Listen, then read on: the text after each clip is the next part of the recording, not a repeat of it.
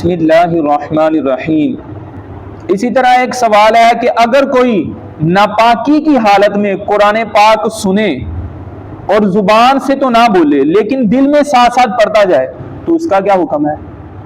یعنی کسی پر غسل فرض ہے تو اب اس صورت میں وہ قرآن پاک سن سکتا ہے اور دل ہی دل میں پڑھ سکتا ہے؟ تو اس کے متعلق یاد رکھیں کہ حالت جنابت یا حیض اور نفاس کی حالت میں قرآن مجید سننا جائز ہے۔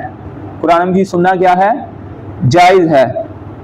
جو منع کیا گیا ہے وہ آپ اس حالت میں قرآن پاک کو نہ چھو سکتے ہیں نہ پڑھ سکتے ہیں، سن سکتے ہیں۔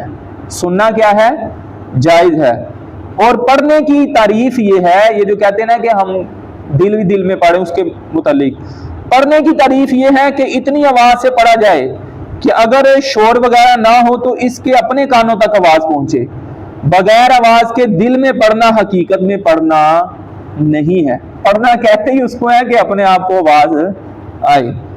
اگر کوئی ناپاکی کی حالت میں قرآن مجید سننے کے ساتھ ساتھ ٹی وی پہ سن رہا تھا، یوٹیوب پہ سن رہا تھا، تو سننے کے ساتھ ساتھ دل ہی دل میں پڑھتا جائے تو اس میں حرج نہیں ہے، کیونکہ وہ اس کو پڑھ نہیں رہا، وہ سن نہیں رہا بس۔